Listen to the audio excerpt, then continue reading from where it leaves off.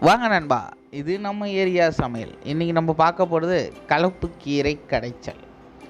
வீடியோக்குள்ளே போகிறதுக்கு முன்னாடி வீடியோக்கு ஒரு லைக் போட்டுருங்க, சேனலை சப்ஸ்கிரைப் பண்ணிவிடுங்க. முதல்ல ஒரு பாத்திரத்தில் 4 பச்சை மிளகா போட்டுக்கலாம், நல்லா கழுவிட்டு போடுங்க. அப்புறம் பூண்டை உரிச்சிட்டு பூண்டு பல் சும்மா ஒரு பூண்டு கூட போட்டுக்கலாம், ஏன்னா கீரைக்கு பூண்டு போட்டால் அம்மா அருமையாக இருக்கும். அப்புறம் ஒரு பெரிய நெல்லிக்காய் சைஸ் புளி, அப்புறம் சின்ன சின்னதாக வெட்டி வச்சுருக்க ஒரு தக்காளி.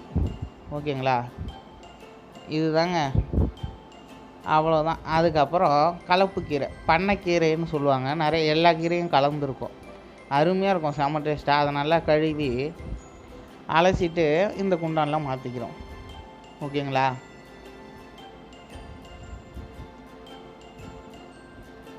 நல்லா கழுவிக்கோங்க. கழுவி இந்த குண்டானில் போடுங்க.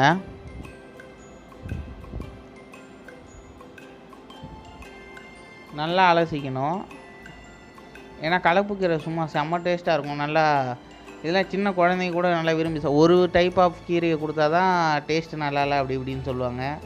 இது நம்ம வீட்டு குட்டீன்ஸ் கூட சூப்பராக சாப்பிடுவோம், அவங்களுக்கு ஃபேவரட்டே தான் கீரையில். மற்ற கீரை கொடுத்தா எதுவும் சாப்பிட மாட்டாங்க, இதுனா சூப்பராக சாப்பிடுவாங்க. அதனால் இந்தமாதிரி செஞ்சு கலப்பு கீரை செஞ்சு கொடுத்து பாருங்கள், டேஸ்ட்டாக இருக்கும். அந்த புளி மறக்காமல் அந்த புளியை அந்த அளவுக்கு போடுங்க. அந்த புளிப்பு டேஸ்ட்டும் கீரையும் செம்ம சூப்பராக இருக்கும், கலப்பு கீரையும் அந்த புளிப்பு டேஸ்ட்டும். ஓகேங்களாங்க, அவ்வளோதான். இந்த மாதிரி மாற்றி வச்சுக்கிட்டோமா, இதுக்கப்புறம் நம்ம அடுப்பை பற்ற வச்சிடலாம். வாங்க அடுப்பு பற்ற வைப்போம். அடுப்பை பற்ற வச்சு குண்டான் அதில் வச்சுருவோம்.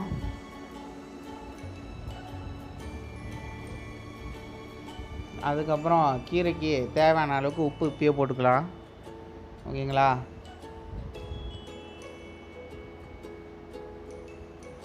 அப்புறம் கொஞ்சோண்டு தண்ணி வேணும்னா ஊற்றிக்கோங்க.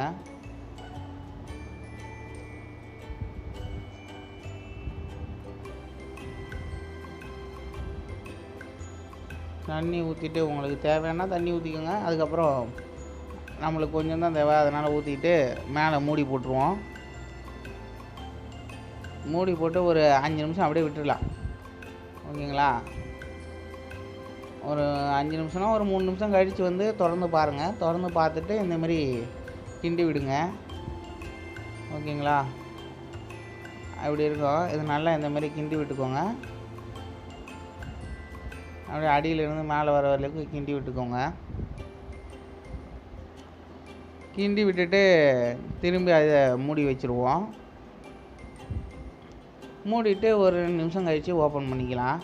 இறக்கிடலாம், அடுப்பில் இருந்து இறக்கி அதை சட்டியில் மாற்றிப்போம். சட்டியில் மாற்றி இந்தமாரி கடைஞ்சிக்கோங்க நல்லா. ஓகேங்களா,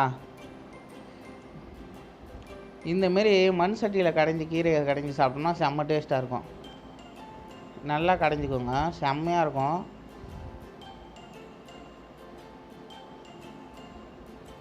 இந்தமாரி சட்டியில் மாற்றி கடைஞ்சிக்கணும் அந்த கீரையை. அப்புறம் அடுப்பை பற்ற வச்சு மறுபடியும் வானொலி ஒன்று வைக்கிறோம், அதில் எண்ணெய் ஊற்றிக்கலாம். ஓகேங்களா, எண்ணெய் கொஞ்சம் நிறையாவே ஊற்றிக்கோங்க, நல்லாயிருக்கும். கீரையை பொறுத்தளவுக்கு எண்ணெய் இந்த புளி இதெல்லாம் வச்சு இந்த கீரைக்கு செஞ்சு சாப்பிட்டிங்கன்னா செம்ம டேஸ்ட்டாக இருக்குங்க. அப்படியே குட்டியன்ஸே வந்து கீரை சாப்பிடாத குட்டியன்ஸே சூப்பராக சாப்பிடுவாங்க. நல்லா ஹெல்த் வேறு இந்த கீரை, ஏன்னா கலப்பு கீரையாக எல்லா கீரையோட விட்டமின்ஸும் உங்களுக்கு கிடைக்கும். ஓகேங்களா, மறக்காமல் ட்ரை பண்ணுங்கள். அப்புறம் எண்ணெய் சூடானதுக்கப்புறம் கடுகு போட்டு பொரியல் வரைக்கும் கொஞ்சம் நேரம் வெயிட் பண்ணுவோம்.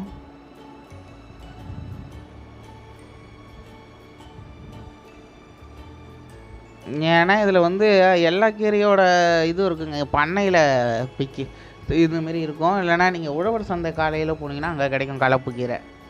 அந்தமாரி இடத்துல போய் வாங்கிட்டு வந்துடுங்க, எல்லா கீரையும் இருக்கும் அதில் கலந்து. ஓகேங்களா,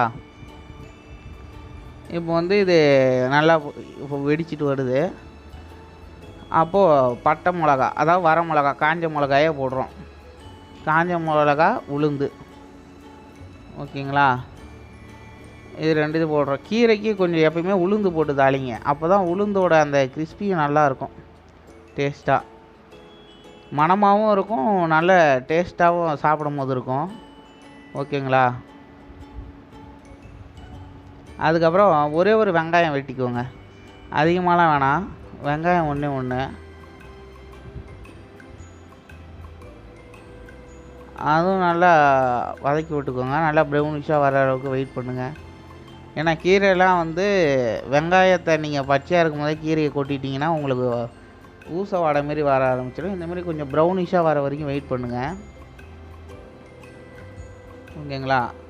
அதுக்கப்புறம் அந்த கீரையை இதில் போட்டலாம். கடைஞ்சி வச்சுருக்கிறத சட்டியில் கடைஞ்சி வச்ச கீரையை எடுத்து இதில் போட்டுறோம்.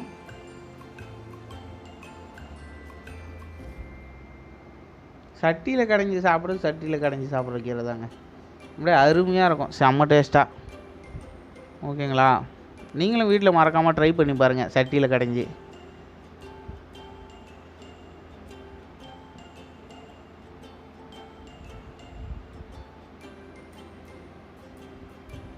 கொஞ்சம் நேரம் எண்ணெயிலே கொதிக்கட்டும் கீரை. சட்டியில் கொஞ்சோண்டு தண்ணியை ஊற்றி கழுவி அதில் ஊற்றிடுவோம்.